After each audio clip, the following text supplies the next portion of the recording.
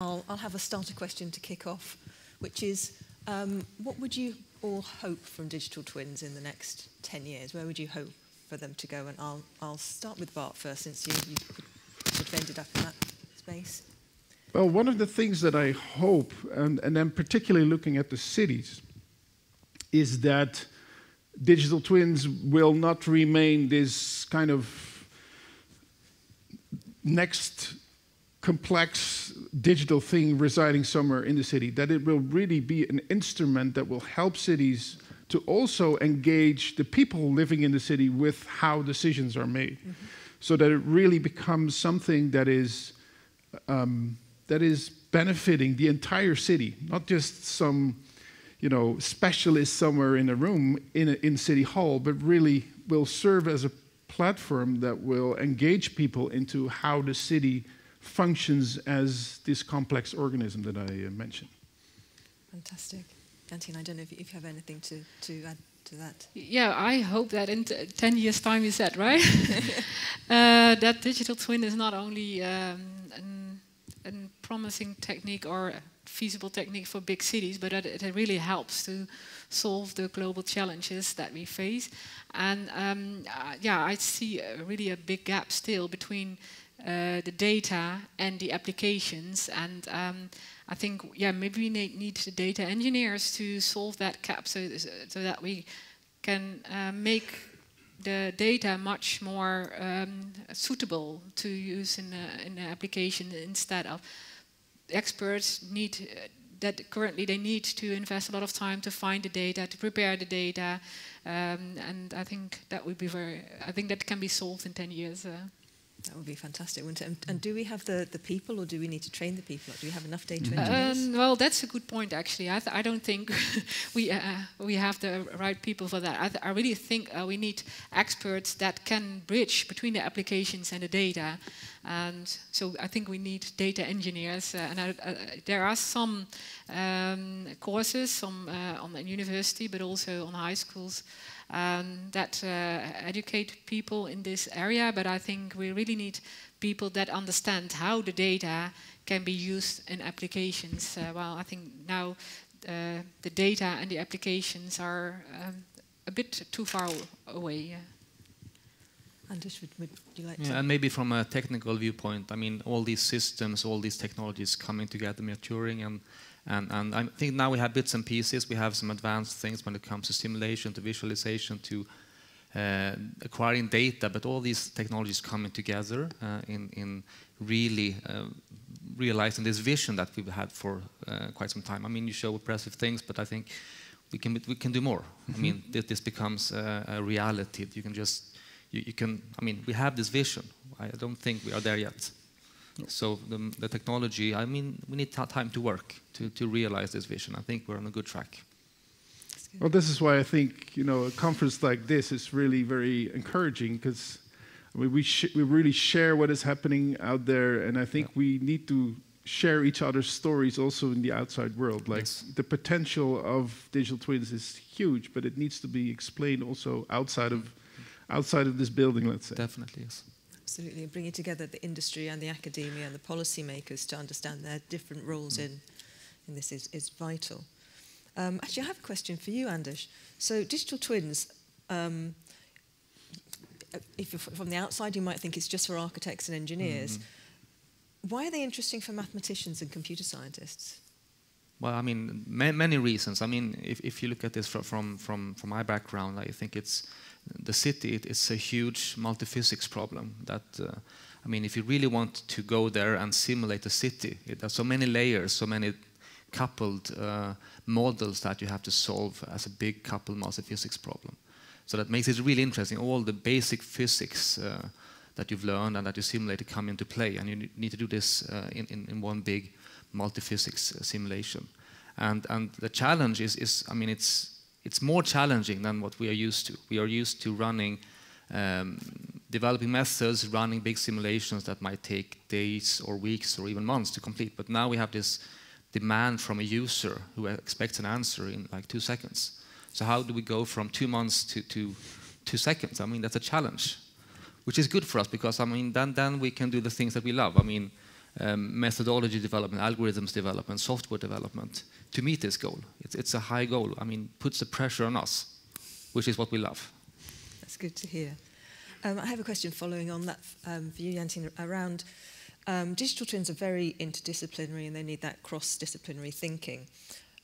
What sort of challenges and opportunities does that create for researchers, for academics, and then also getting that out into the real world?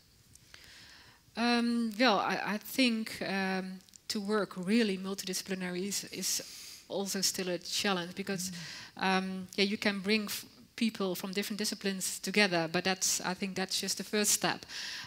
People from different domains, they speak different languages, and so they really need to collaborate on and develop technologies together and maybe bring their already existing technologies together to understand each other. And maybe not the technology is the main challenge here, but to understand how different domains, how they work, and maybe if we could start from scratch, then we could build the ideal digital twin. But there is so much knowledge already out there in different domains, a lot of data structure, a lot of technical solutions. I think the real challenge of multidisciplinary collaborations is how to understand each other and how to integrate all those solutions that are out there to make one comprehensive digital twin. And Bart, did you find similar challenges in Amsterdam, bringing people together? Yeah, we did. Well, people love their bubbles, right? Because that's where the expertise resides. That's where they speak the same language, as Janien says.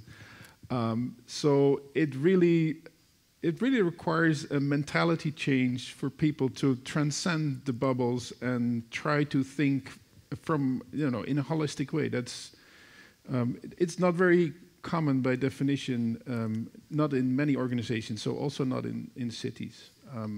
So the challenges that we saw, first of all, was like, why do we need this new technology at all? Because we already have great stuff, and we have data, and we have the best thing. So what is this adding? So the challenge is really taking people by the hand. Of course, you should take their concerns seriously, but also taking them by the hand and showing them, just demonstrating them what it could mean for them and how it actually improves the way they work and the effectiveness of the way they function. What we saw, for instance, in the city was, and this was an effect that we never anticipated, because the traffic department was using this so often, actually the contact with the city council and aldermen was very much intensified, because the city council now understood that they could get, they could ask questions and get answers like within a very short period of time. So they would ask and approach that department on a much more frequent basis, which actually helped the department in getting a better visibility and getting the story across with city council a lot better. Right, so this changed just the dynamics of how the organization functions in a pretty interesting way. So the ways of working are changing as well as the digital twin itself. Absolutely. So and I think that's something that we really have to keep in mind. We're not doing this for the technology or the science. That's all underlying and underpinning all of this. This is the basis, of course. But in the end, we do it to help organizations, be it cities or be it other organizations, to make better decisions for people. I might add something about bubbles here. I mean, we took two bubbles. One is like simulation and modeling. One is visualization. So coming from background of simulation, you tend to think about. This is 90% simulation, and then like visualization. You open your program, you look at the solution. That's the way you think about visualization. That's a small part. You take that for granted. But when you speak to people who work with visualization, they have the opposite view. They say that visualization is everything. So this is all about visualization and simulation. Of course, you have some data. Someone may run some simulation, that they create some data. They take that for granted. It was probably very easy to solve the Navier-Stokes equations. We have the solution. Now it's all about making these beautiful streamlines and visualizing this, picking the right color maps and so on. So you take the other bubble for granted. But you can't do that because then things will break. they have equal importance. Yeah, absolutely. I'd like to see, have we got some questions from the floor? Fantastic. Who was first now? Thank you. Thank you all for great talks. I have a question for Bart on your tool for interactive decision making. It was quite impressive, and it's really nice to see that this is really being used. But I have a question on, have you experienced any problems in trust building with the decision makers in your tool? I mean, these are very complex phenomena that you simulate and project. And have you tried to empirically verify in some way that these things are, that the projections are more or less accurate? Or? Yeah, thanks for that question. Yes, building trust was actually one of the key elements of how we try to introduce this. So one of that was, as I was saying, is by using the data that was already there and by using the model or the outcome of the models that the city was already using, because that was what they already trusted. So we actually used that to build, let's say, our digital twin upon. And part of the trust is also that the data that the city is using is actually being calibrated on an annual basis. So actually the data collection was not something that we took care of. Actually, we left that with the city on purpose. Like, okay, this is what you already do for many years. You have your own processes, and the own processes apparently help in having trust in the data that you build. So we did not want to interfere there. And then, of course, the interesting part, and maybe that's what you're alluding to as well, is, okay, do the projections that the digital twin actually give, or the outcomes of the simulations, do they make sense? What's kind of interesting there is, of course, the moment you make the decision is typically years apart from the implementation of the decision itself. So actually, we're in the process now of where the very first intervention of the city itself, which was a cut in one of the major arteries in the city. Actually, it caused a huge uproar in the city. They cut one street and said, there's no more car traffic allowed there. They ran that as one of the first simulations with our platform. And actually turned out that the predictions of, well, back then, which was a few years back, were actually very close to what they measured in reality. But in general, of course, that's a very valid question, is how do you validate the outcome of your models? So yes, that is part of the process, but it was already part of the process in the city itself. So we were trying to build upon that. Thank you.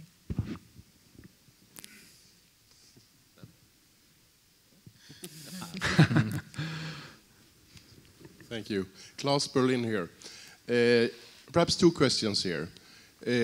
When you present all this information to decision makers, I think that it's needed also a new structure of how decisions are made between politicians and people to get the advantage of all this. How do you look on that? And the second question is that when doing all these things, it's also a risk of manipulation of data. And of course, there will be forces and power in this as well. How do you ensure, and how is the strategy around that? I hope you understand the last question as well. Who would like to say the first question? I think that might be something for Bart too. Help me again. Sorry, I was focusing on the second one and then... The first one was related. It requires, when decision makers, politicians and so on, are faced by this, they need perhaps another structure in discussion and working together to really use this in a good way. And the second one was about possible manipulation and not good use of this information as well. Yeah, so the way the decisions are made is changing. And I think what we have found out is just in reality how the city goes about this.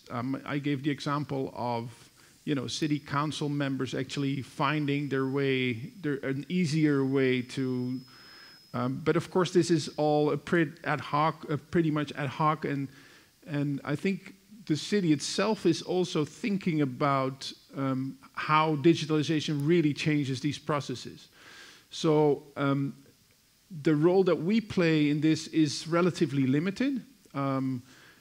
We actually help them with, let's say, getting acquainted with this new technology, and what we see is that the city itself experiences that things are changing, and they're currently building policies, internal policies, that are trying to cope with that.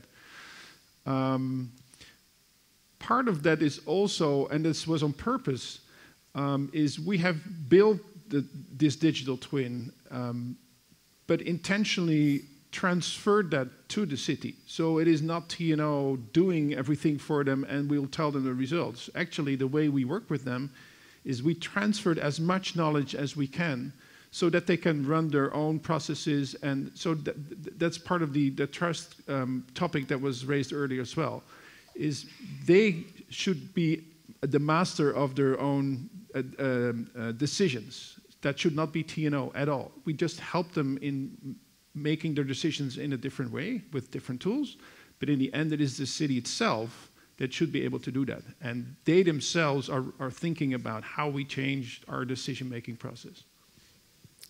I think one of the things that I've seen in my work is that different cities have found very different solutions to that. So what Amsterdam's done will be quite different to what Singapore will do, will be quite different to what a city in the US might do, with different commercial structures, business structures, and governance structures. So slightly different ways of setting up the decision-making process. True. So there's no single truth here in how it should be, I mean, individual cities have their own opinions about this. But what I find fascinating is that they are becoming aware of a world of decision-making that they never were aware of. So it's also a matter, well, they learn by doing, almost literally. Absolutely. I think it's also connected to the previous question from Stefan regarding trust building in the methods. So it needs to be gradual as they start to learn the methods, learn to trust the results. That will affect the decision making, because of course you can make decisions in entirely different ways if you can interact with test scenarios and not rely on sort of PDF reports that you need to acquire. Mm-hmm. So Absolutely, yeah. Hopefully speed up the process as well. Yeah. And to the second question, how do we ensure that our data is, you know, of sufficient quality, is not manipulated, is being used appropriately? Are there any safeguards in place? Or can we put any safeguards in place? Well, I think maybe it's not always intentionally manipulating, but I think the challenge and the risk of a digital twin is that it can implicitly be manipulating, because people that see the digital twin, that query the digital twin, might not be aware about, for example, data quality aspects.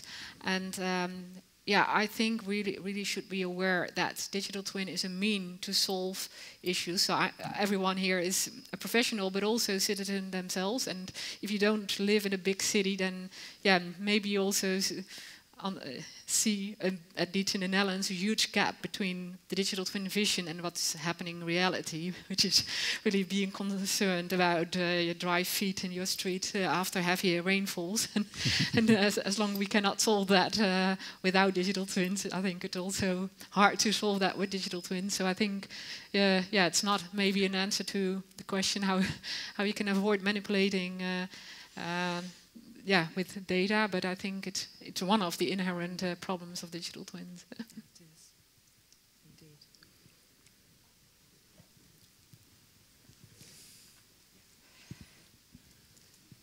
Yeah, okay. So I have a question. I wanted to come back to what Bart said at the end related to the upcoming things with AI-aided digital twins.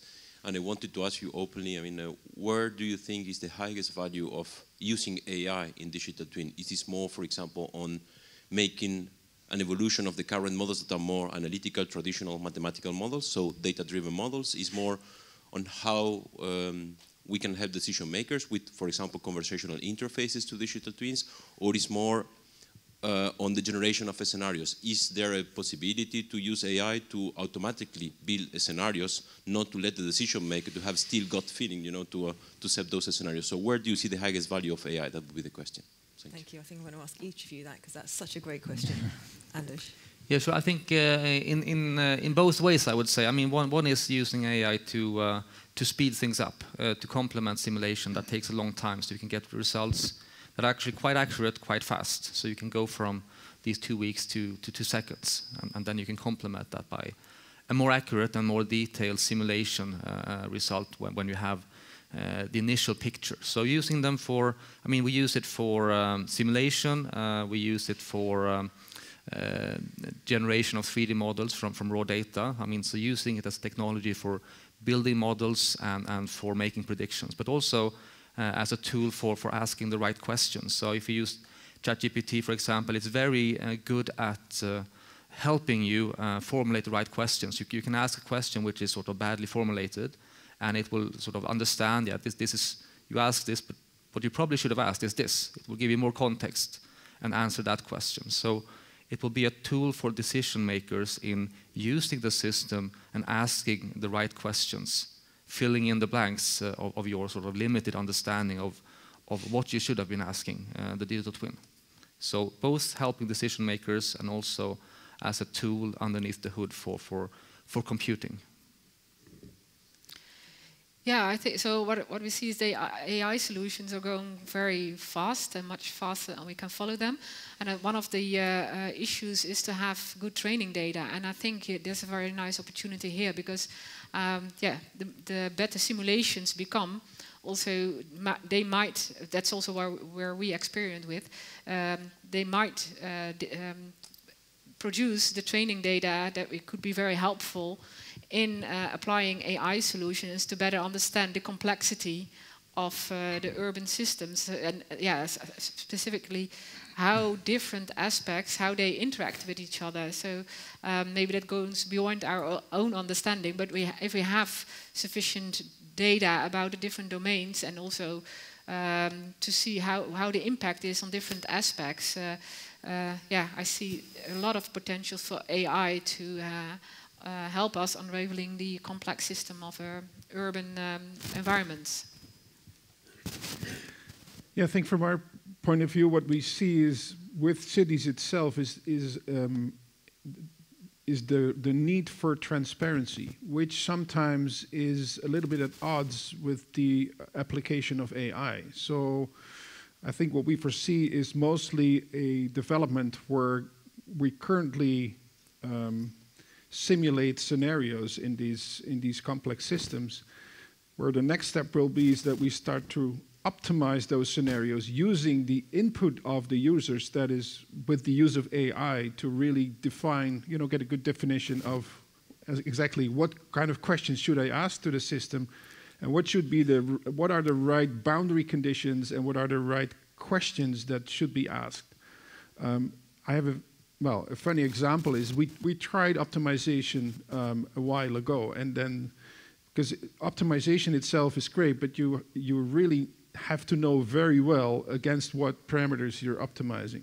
So we said to the system, okay, build me a solution for a city. I don't recall the city anymore. That has the best noise or the least noise pollution possible.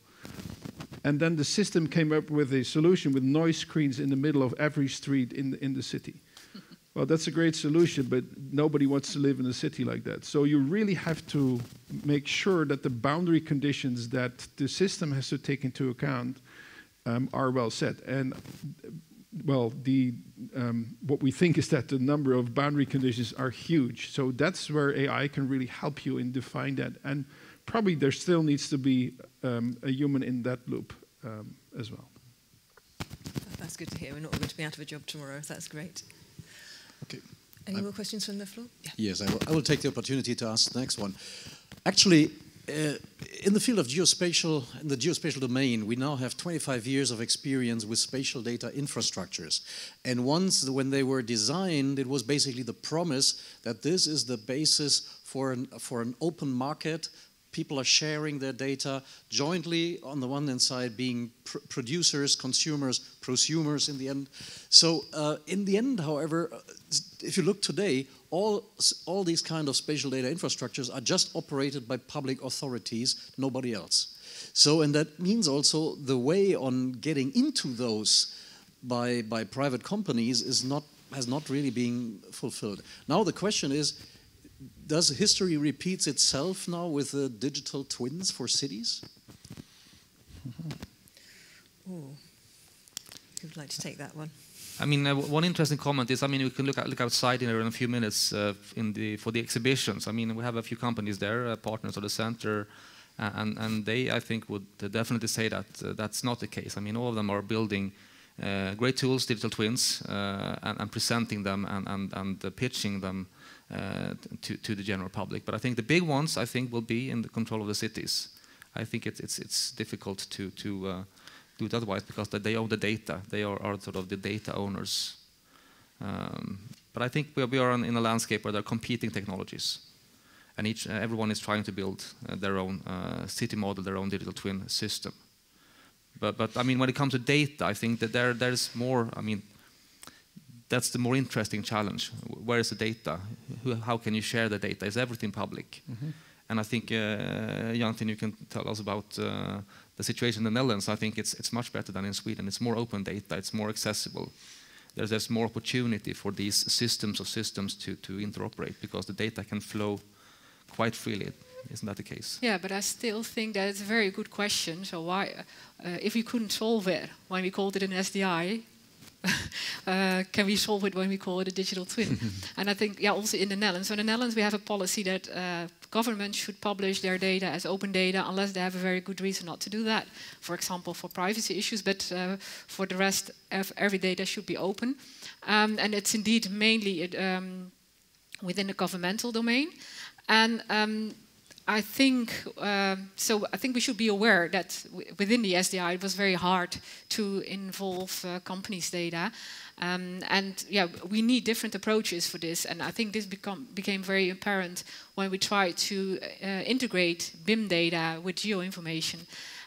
So in the Netherlands we have had several initiatives and still running initiatives to integrate data from the BIM domain and the geospatial domain.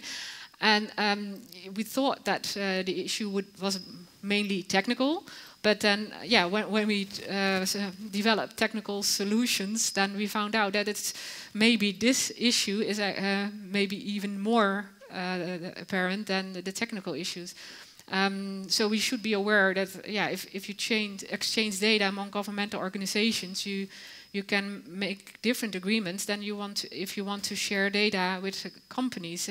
So we have to understand how copyrights work in that sense, but also reliability, accountability. So in the Netherlands, we're currently working with the cadastre on cadastral registration based on BIM data, and that is very difficult discussion, because yeah, if you want to register a BIM model of a building with all the information, well, that sounds nice, because then in 10 years' time you still know what's in the building.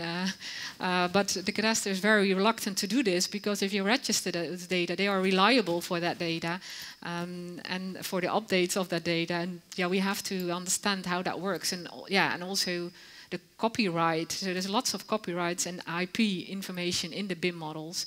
So I think we can learn there how that works. But we really have to be open also to the interest of the commercial organizations. So it's nice that as government we say everything should be open. But yeah, if you have a business model as a government or as in a company, yeah, we have to understand how that can work. Yeah, that's one of the very tricky things that we'll have to navigate, isn't it? Well, there's one interesting example that is currently being worked upon in the Netherlands. Is we have what's called a national growth fund, so very large multi-year projects, and one of them was actually initiated by our Ministry of Transport, and the project is called DMI, Dutch Metropolitan Innovations, where there's an ecosystem of knowledge institutes, ministries, cities, and also businesses. And they're trying to set up an ecosystem, actually based also on the principles of the digital twin that TNO has developed, but that's more the technical side of things. But they're also trying to find ways to share data, but also shared in such a way that commercial interests are not violated. So trying to build a trusted infrastructure for the exchange of data and setting up the rules and rules of engagements, let's say, to make that work in reality. So yeah, this is a very, very realistic topic that needs to be addressed, urgently. Thank you. I think we've got time for one more question. Yes, thank you so much for the presentations. I had maybe a more personal questions, or at least I would love a more personal gut response. What are some of the moral kind of gray areas you've encountered? So we're not talking in the next 5 years, but in the past 5 years that you spent working on this. What are some of the moral gray areas you've encountered, either regarding governance or geopolitics or the direction of industry, whatever you might want to call attention to? And I'm saying really from your own perspectives, rather than the institutions you represent. Bart, I'll start with you, if I may. Well, maybe one of the moral aspects, and I briefly alluded to this already, was if you make the access to the outcome of processes so easily and so, if you condense them in such a short period of time, that is actually, well, very sensitive data that could be abused. So that is something that we do not have let's say a solution for per se, but I've been thinking like this is an important topic. You don't want to end up in a dystopia where people that should not be or should not have access to certain processes or outcomes will get that access. So that's, and I think it was one of the questions that were raised already. This is an important thing. We're talking about great technologies, but if we look back, many great technologies ended up, or potentially can end up in a disaster. So we really have to think also from that point of view and take those concerns very, very seriously. Yeah, so I agree with you, but another point that I would like to raise is also related to what Thomas was asking. I think that the big companies, so they might find their place in the digital twin context because they can also enforce a bit how the digital twin looks like. But in the Netherlands we have a huge open source community, also with lots of companies, and I think we should really pay attention to include them as well. So we should base our solutions as much as possible on open standards that are supported and also enforced, and so to make sure that not only the big companies are partners in our digital twin environments, but that it's really inclusive for small companies as well. Yeah, I would say, I haven't experienced any sort of big gray areas. So maybe sharing data with someone that you shouldn't have been sharing data with, and of course non-sensitive data, but data that you sort of perhaps was copyrighted, or sharing that with a collaboration partner without having a proper license agreement. But those are minor things. And when it comes to the dangers here of digital twins, of course, if you build something that is powerful, it can always be misused. And the more powerful it is, the greater the risk is. And this connects to the ongoing discussion about safety in AI. But I think we are sort of a bit far away from that. I'm not very sort of worried that the terrorists will be using the digital twin to find optimal scenarios for placing bombs and such things. I think that's quite far-fetched. I think one of the questions I would have is about, who are the decision makers? It's a tool for making great decisions, as Bart mentioned, but who are the decision makers and for whom are they optimizing? So often you can make a solution that's best on average for everybody, but some people will be disadvantaged. So there's a moral question around that. And the other one is digital exclusion. Not everybody has access to these tools. So how do we look after those people who, for whatever reason, either because they can't use the technology or they don't have access to that technology, how do we bring those in to the digital twin so they can gain the benefits as well? So those would be the things that I found there. And Bert will be pleased with me. I've just about kept to time. So thank you very much, Bart, Janien and Anders, for what's been a fascinating discussion.